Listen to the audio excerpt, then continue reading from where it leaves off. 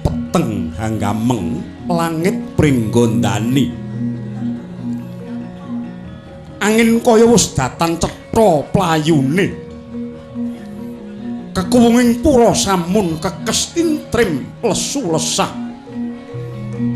Kadilunglungan lungkrah ngalentrih kasulayah. Udan tangis yekti datan wis sedih kingkin. Rina sing saben dina jejabang tetuka putra ingkang dinama Damatmajaning Sang Sena. Nyandang lelakon ingkang ora lumrah bocah.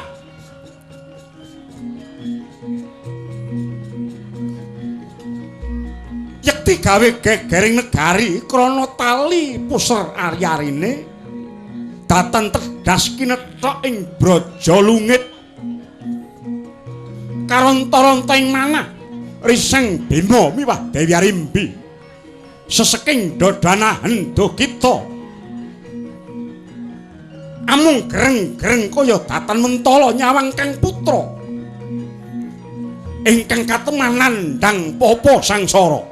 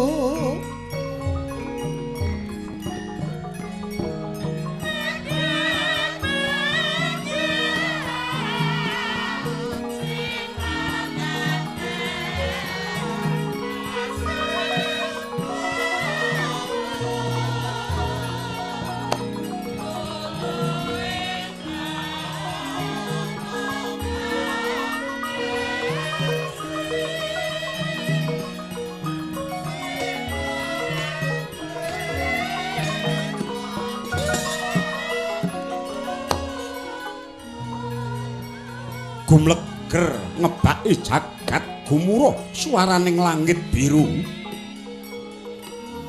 Mega sumisih biak nganan ngiring.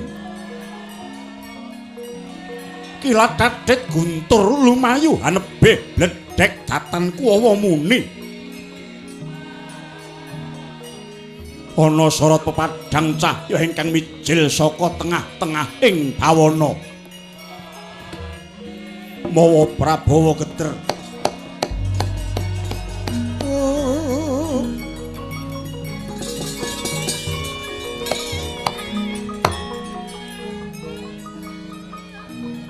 Nanging dayaning pangaribawa karaos adem.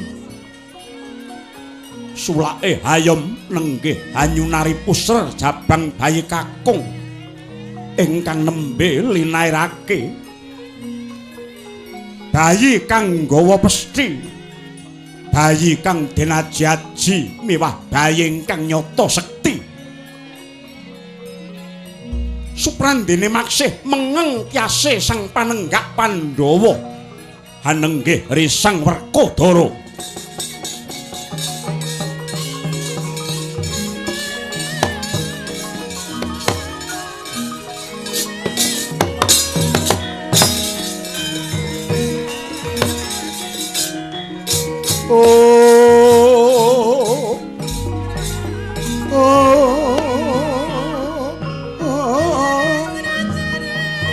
Semare koten prayitna sumurire kambalik titiyon.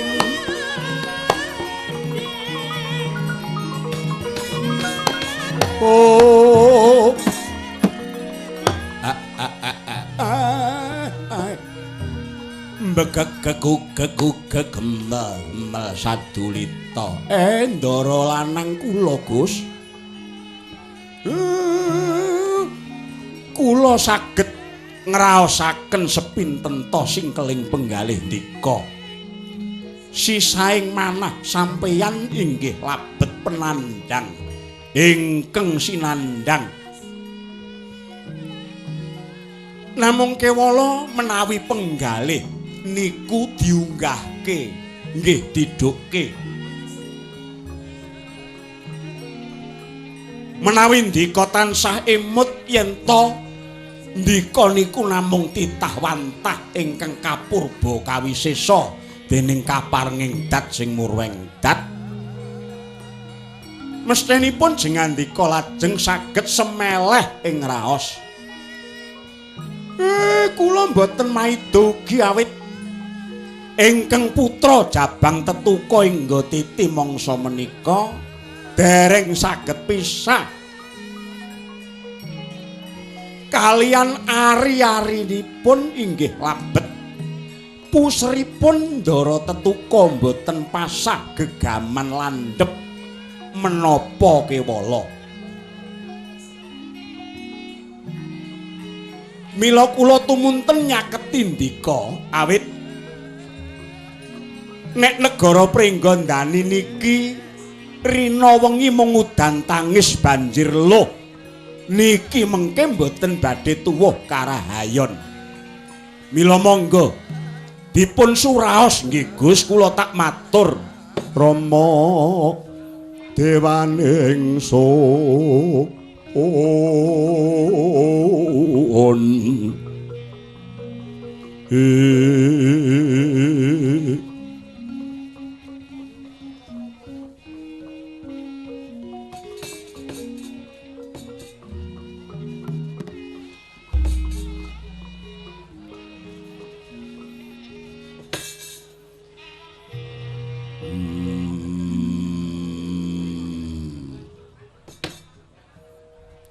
syukur Kakang Semar bisa nambani priying rasaku awit rina wengi tumenga mung sepa tumungkul mung sepi nyawang kiwa tengenanane mung suwung ing atase anakku lanang nyandang lelakon kang lurah lumrah ewadene negara Pringgondani lan kiwa tengene uga ana jroning swasana pepeteng. Semar gage aku kandhanono, aku tuduhana. Srana apa ingkang kudu tak tindakake murih negara Pringgondani tumuli ing kalintuk pepadang. Uga anakku lanang enggal antuk tamba lan srana bisane uwal saka ari-arine. Nggih, nggih. Sabar nggih, Gus. Sabar. Ngeten sampeyan niku pun tinitah enten donya niki diwenangake dadi bapa. Nggih, bapakne Jabang Bayi Tetuka. Mongko ingkang nami bapa niku jejibane nggih kewajibane setunggal golekake pangupa jiwa, loro nuntun jiwaning anak dhateng kautaman, sing angka 3 ngayomi dhateng raharjaning kulawarga. Nek biyunge nggih Ndara Arimbi niku nglairake wiji sing pun mangtanem lajeng nuntun Gulawentah putra ngantos diwasa.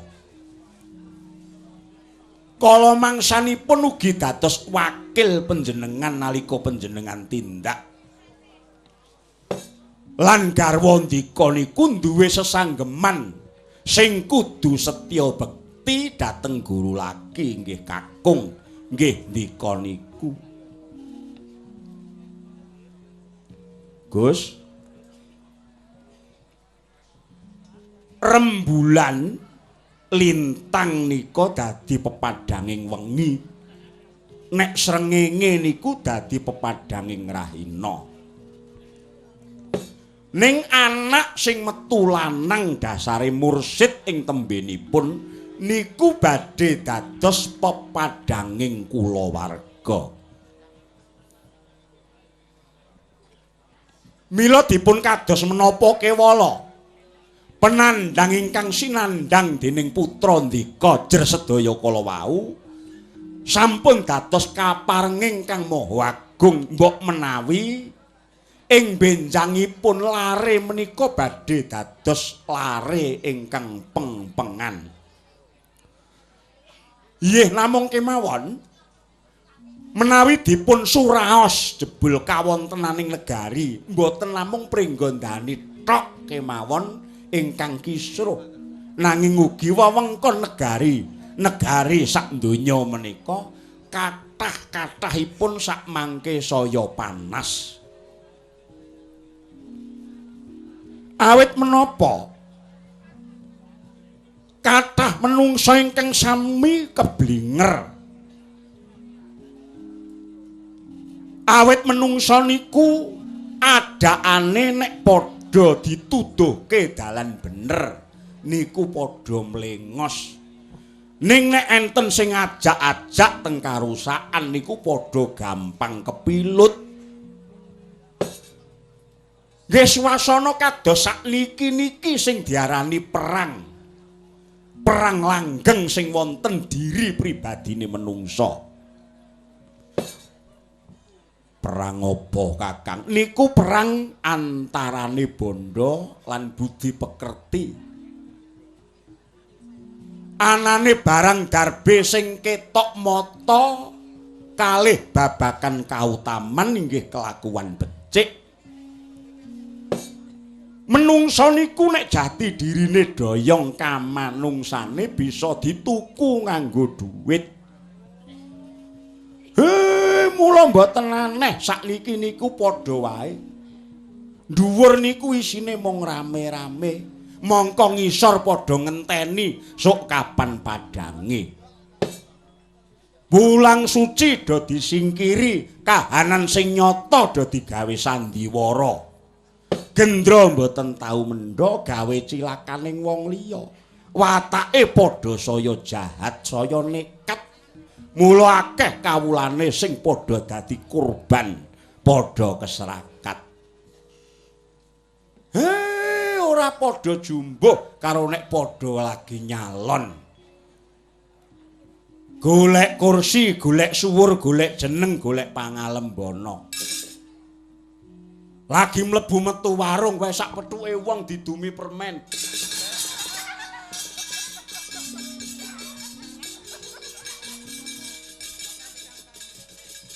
Nek mung permen iku gaglakan napa? Regane pinten? Kawula cilik niku sakniki pun boten kenging dihapusi.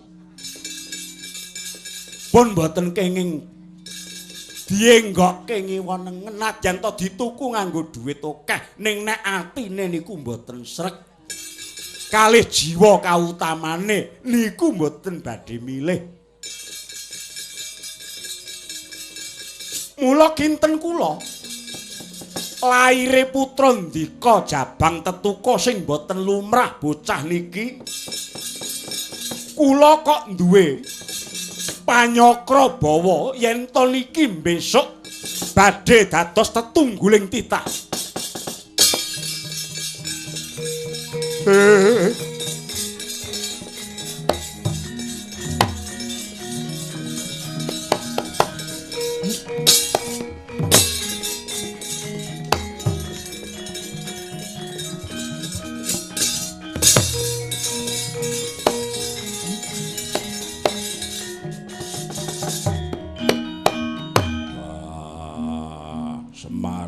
Kula Gus. Yen pancen mengkono penemumu aku percaya merga sira Kakang iku Bathara Ismaya. Dewa ingkang ngejawantah manungsa ingkang salira dewa. dewa ingkang wujud titah. Syukur nek sampeyan percaya kalih kula. Awit kula niki mung nganggo ngilmu titen. Pendak donya niki kisruh, negara niki mboten tentrem. Mesti enten kaelokan tinamtu ingkang lerekipun menika badhe dados satriya piningit ingkang benjangipun dados tiyang ingkang ngedap-edapi. Yen mangkono kuwi aja adoh-adoh kelawan aku.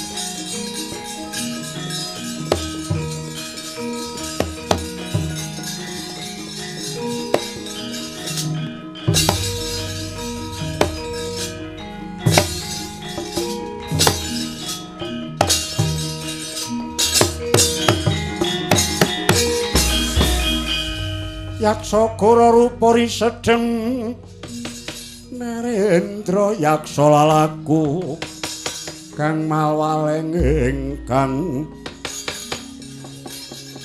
gambira maranga angise siung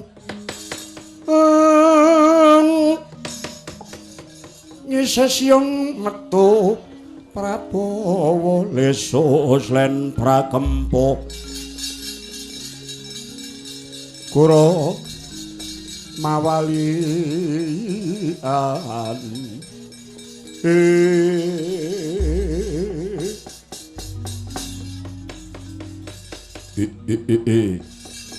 Hong tete yuang kala ludra maha dewaku Mangko Tomban Nyai Sarwasri tobat wonten dawuh ingkang pangandika paduka Gusti miji dhateng abdi paduka kula pun Mbah Sarwasari sanes Sarwasri iya lan kowe toga wonten dawuh bilung dalem dina iki pangangen-angenku wis lega labet patih Sekipu Tantra wis bisa